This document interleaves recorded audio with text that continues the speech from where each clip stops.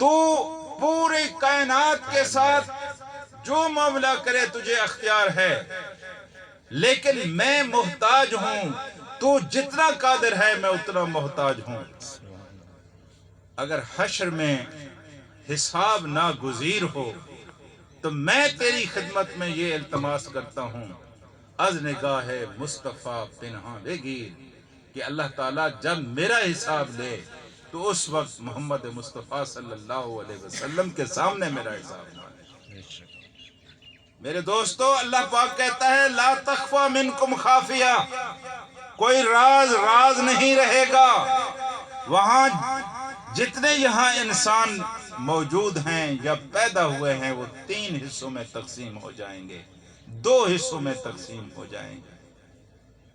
ایک حصہ وَأَمَّا مَنْ أُوتِيَ كِتَابَهُ بِيَمِينِهِ، کچھ لوگوں کو ان کا نامہ اعمال ان کے دائیں ہاتھ میں دیا جائے گا، اور یہ اس بات کی نشانی ہوگی کہ اللہ تبارک و تعالیٰ ان سے راضی ہے۔ ویسے تو میرے عزیزو یہ ارشاد چلے گئے ہیں، آپ نے بھی چلے جانا ہے اور میں نے بھی چلے جانا ہے۔ جب آپ اس دنیا سے رخصت ہو رہے ہوتے ہیں، اس وقت جب اسرائیل سے ملاقات ہوتی ہے، انسان کو پتہ چل جاتا ہے کہ انسان کس حیثیت سے جا رہا ہے۔ وہ ایک مجرم کی حیثیت سے جا رہا ہے یا ایک مہمان کی حیثیت سے جا رہا ہے۔ لوگ مرنے والے کو دیکھ رہے ہوتے ہیں، لیکن مرنے والا ان فرشتوں کو دیکھ رہا ہوتا ہے جو اس کی روح کو قبض کرنے کے لیے آئے ہوئے ہوتے ہیں۔ ایسا کبھی بے نیاز تجھے نہیں ہوا تھا؟ ماں رو رہی ہے، بہن رو رہی ہے، بھائی رو رہے ہیں، بیٹا رو رہا ہے، لیکن اس کی آنکھیں ایک جگہ پہ بندھی ہوئی ہیں۔ وہ کیوں بندھی ہوئی ہیں؟ اس لیے کہ آج ان تمام عزیزوں اور رشتہ داروں سے وہ فرشتے زیادہ اہم ہیں۔ وہ جو خوبصورت ہے یا اتنی ڈراؤنی شکل لے کر آئے ہیں کہ انسان ادھر ادھر آنکھیں بھی نہیں کر سکتا۔ تو میرے دوستو، کہ اس دن جب تم پیش کیے جاؤ گے کوئی راز نہیں رہے گا۔ کچھ لوگوں کے نامہ عمل ان کے دائیں ہاتھ میں دیے جائیں گے، اور جن کے نامہ اعمال ان کے دائیں ہاتھ میں ملیں گے وہ کائنات کے خوش نصیب ترین لوگ ہوں گے،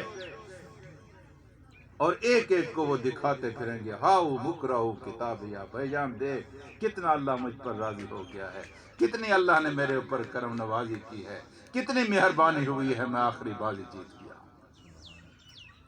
اللہ تعالیٰ، دعا کر لیں اللہ تعالیٰ ہم سب کو ہمارا نام عمل ہمارے دائیں ہاتھ میں عطا فرمائے۔ میرے دوستوں اور ساتھیوں، وَهُوَ فِي عِيشَةٍ رَاضِيَةٍ، وہ من پسند زندگی میں ہوگا، جو چاہے گا وہی اس کو ملے گا۔ مَا تَشْتَهِي الْأَنفُسُ، جو کچھ اس کے دل میں آئے گا اللہ پاک اس کو وہاں مہیا کر کے سامنے رکھ دے گا۔ اور پھر ارشاد ہوا ہے فی جنت عالیہ، عالی مقام جنتیں ہوں گی، قطوفہا دانیہ، جن کے گچھے جھکے پڑے ہوں گے، لا مقطوعۃ ولا ممنوعہ، نہ ختم ہوں گے نہ روکا جائے گا۔ جنت ایک ایسی چیز ہے میرے عزیزو جہاں کسی چیز کی کوئی کمی نہیں ہے، وہ اللہ پاک عطا فرمائیں گے۔ اور پھر وہ کہے گا کہ انی ظننت انی ملاق حسابیہ، یہ سب کچھ جو عطا ہوا ہے میرے اللہ نے مجھے اس لیے عطا کیا ہے کہ مجھے یقین تھا کہ ایک دن میں نے اپنے رب کے سامنے پیش ہونا ہے، اور میں نے اپنی زندگی کے ایک ایک پل کا حساب دینا ہے۔ جب کائنات کے لوگ حرام میں ڈبکیاں لگا رہے تھے، میں نے بھوکا رہنا قبول کر لیا تھا، لیکن میں نے کوئی حرام کھانے کی طرف ہاتھ نہیں بڑھائے تھے۔ اس احساس کے ساتھ میں نے زندگی گزاری تھی، انی ظننت انی ملاق حسابیہ۔ اور پھر میرے دوستو، وَأَمَّا مَنْ أُوتِيَ كِتَابَهُ بِشِمَالِهِ، اور اس کے بالکل برعکس ایک دوسری جماعت، یہ وہ لوگ ہوں گے جن کا نامہ عمل ان کے دائیں ہاتھ میں دیا جائے گا، دوسرے وہ لوگ ہوں گے جن کا نامہ عمل ان کے بائیں ہاتھ میں ملے گا۔ وَأَمَّا، اور وہ لوگ أُوتِيَ كِتَابَهُ، جن کو ان کا نامہ عمل ان کے بائیں ہاتھ میں ملے گا، اللہ تبارک و تعالی نے فرمایا وہ کیا کہیں گے؟ نامہ اعمال ملتے فیقول یا لیتنی لم اوت کتابیا، اے کاش کہ ہمیں ہمارا نامہ عمل ہی نہ ملتا، ہمارا نامہ عمل. یا لیتنی، اے کاش. یا لیتنی کا لفظ حشر کے دن راج کرے گا. یا لیتنی اتخذت مع الرسول سبیلا، اے کاش کہ میں رسول کے راستے کو اختیار کرتا. یا لیتنی لم اتخذ فلانا خلیلا، اے کاش کہ میں فلاں آدمی کو اپنا یار اور دوست نہ بناتا.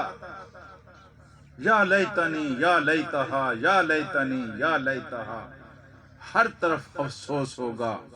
صرف برے لوگوں کو افسوس نہیں ہوگا، نیک لوگوں کو بھی افسوس ہوگا. نیک لوگوں کو کس بات پر افسوس ہوگا؟ نیک لوگوں کو اس بات پر افسوس ہوگا وہ قیمتی وقت جو اللہ تبارک و تعالی نے عطا کیا تھا، ان اوقات میں سے جو وقت سستی کے وقت گزر گئے تھے، وہ وہاں افسوس کا اظہار. اے کاش کہ یہ وقت ہم نے اللہ کی رضا اور اللہ کی عبادت کے لیے گزارا ہوتا. یہاں تو مزہ ہی اور ہے، یہاں تو صلہ اور انعام ہی بہت زیادہ ہے. تو میرے دوستو وہ کہیں گے کہ یا لیتنی لم اوت کتابیا ولم ادری ما حسابیا، اے کاش کہ میں نہ جانتا کہ میرا حساب کتاب کیا ہے. یا لیتہا کانت القاضیہ، اے کاش کہ وہ موت جو آئی تھی وہی فیصلہ کن ہوتی، میں مر جاتا، دوبارہ میرا کبھی کوئی نام ہی نہ لیتا، دوبارہ میں زندہ بھی نہ ہوتا. پھر وہ کہے گا ما اغنا عنی مالیہ، آج تو میرا مال بھی میرے کسی کام نہ آیا. ہلاک عنی سلطانیہ، آج میرا اقتدار، آج میری وہ قوت گویائی، وہ میری دلیل کی بحثوں کی قوت و طاقت کے مجلسوں میں چھا جاتا تھا، آج میرے کسی کام نہ آئی. ابھی وہ یہ تقریر کر رہا ہوگا کہ خدا کی طرف سے خذوہ، پکڑو اس کو. اب یہاں ایسی باتیں کرتا ہے کہ میرا مال میرے کام نہ آیا، میرا اقتدار میرے کسی کام نہ آیا. خذوہ، پکڑو اس کو. فغلوا، اور پکڑ کر جکڑو اس کو. ثم فی سلسلۃ ذرعها 70 ذراعا فاسلکوہ، ایک ایسی زنجیر کے اندر اس کو جکڑ دو جو 70 گرہوں والی زنجیر ہوگی، جس کے 70 حلقے ہوں گے. اور اس کے جکڑنے کا جو انداز احادیث میں بیان ہوا ہے اس کی مختلف صورتیں ہیں. ہاتھ پاؤں باندھے ہوں گے، ہاتھوں کو اور پاؤں کو اکٹھا کر کے گٹھڑی سی بنا دیا جائے گا. ایک صورت اس کی یہ بھی ہے کہ یہ زنجیر منہ کے راستے سے ڈالی جائے گی، پیشاب کے راستے سے نکالی جائے گی، اور انگاروں پر اس طرح اس کو تپایا جائے گا جس طرح آپ سیخ کو انگاروں پر بھونتے ہیں، اس طرح انسانوں کو بھونا جائے گا. اتنے وحشتناک، اتنے خطرناک مرحلوں سے میں نے گزرنا ہے، آپ نے گزرنا ہے. اور ہم آخرت کا تذکرہ آتا ہے تو کہتے ہیں دیکھا جائے گا جی، دیکھا جائے گا. یہ ایسی بات ہے اس کو سرسری لیا جائے.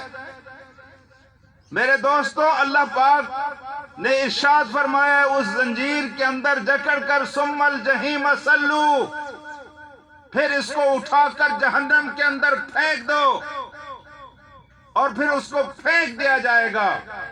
جرم کیا ہے؟ انہو کان لا یؤمن باللہ العظیم، کہ یہ وہ بدبخت ہے جو اللہ عظیم کو چلو مانتا تھا لیکن اللہ عظیم کی مانتا نہیں تھا. بڑا فرق ہے اس میں.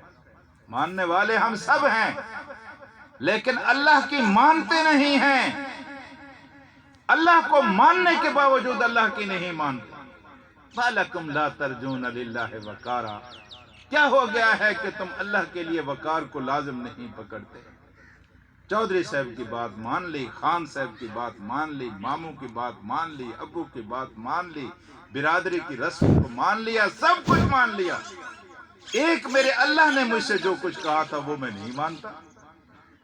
انہو کان لا یؤمن باللہ العظیم ولا یحض علی طعام المسکین، یہ مسکین کو نہ خود کھانا کھلاتا تھا نہ کھانا کھلانے کی ترغیب دیتا تھا. سنو اس بات کو، یہ اسلام غریبوں، یتیموں، مسکینوں، ضعیفوں کا مذہب ہے۔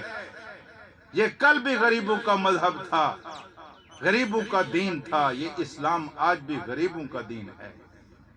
خان، چودھری، سردار اور وڈیرے اس دین کے کچھ نہیں لگتے، بے شک وہ اس کے اوپر ایمان لاتے ہیں، ان کو یہ دین وارا نہیں کھاتا۔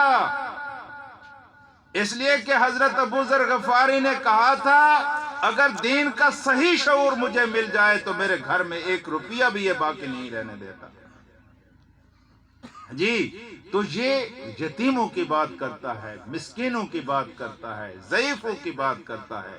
لا يحض علی طعام المسکین، یہ کھانا کھانے کی ترغیب نہیں دیتا تھا۔ آگے اللہ تبارک و تعالی نے ارشاد فرمایا، وَلَا طُعَامٌ إِلَّا مِنْ غِسْلِينَ، اس کا کھانا نہیں ہوگا سوائے غسلین کے۔ غسلین وہ پیپ ہے میرے عزیزو، جو انسانوں کے جسم کے جلنے کے بعد ان کے جسم سے نکلے گی، سرخ پیپ، سبز پیپ، سفید پیپ، وہ جمع ہو جائے گی، اور وہ جہاں جمع ہوگی وہاں سے ڈول بھر بھر کر ان جہنمیوں کو پلایا جائے گا۔ وَلَا يَأْكُلُهُ إِلَّا وَلَيْسَ لَهُ الْيَوْمَ لَهَاهُنَا حَمِيمٌ، وہاں اس کا کوئی ساتھی نہیں ہوگا، کوئی اس کا غم گسار نہیں ہوگا، وہاں اس کا کھانا غسلین کے سوا کوئی نہیں ہوگا۔ لا یاکلہ الا الخاطئون، لیکن اس کھانے کو سوائے خطا کار لوگوں کے اور کوئی نہیں کھا سکے۔ میرے عزیزو، یہ چلا گیا ہے نا ایک بھائی، ہم نے بھی چلے جانا۔ یہ اللہ کا قرآن آپ کو آخرت کی یاد دلاتا ہے۔ آخرت کی تیاری کر لیں، آپ کا رب بہت غفور الرحیم، بہت غفور الرحیم، آپ سوچ نہیں سکتے، آپ کا دماغ اتنا کام نہیں کر سکتا جتنا اللہ غفور الرحیم ہے۔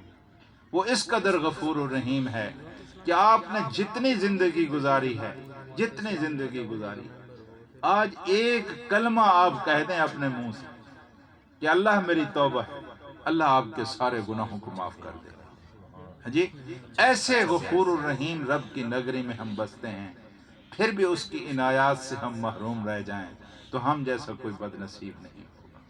میں اللہ سے دعا کرتا ہوں کہ اللہ تبارک و تعالی ہمیں صراط مستقیم پر چلنے کی توفیق عطا کرے، اور میں دعا کرتا ہوں کہ اللہ تعالی ہمارے مرحوم بھائی جناب ارشاد صاحب کی مغفرت کرے اور ان کو جنت میں اعلیٰ مقام عطا فرمائے، اور اللہ تبارک و تعالی ہم سب کو اس نیکی کے راستے پر چلنے کی توفیق عطا کرے۔ میرے عزیز بھائیو، آؤ جی۔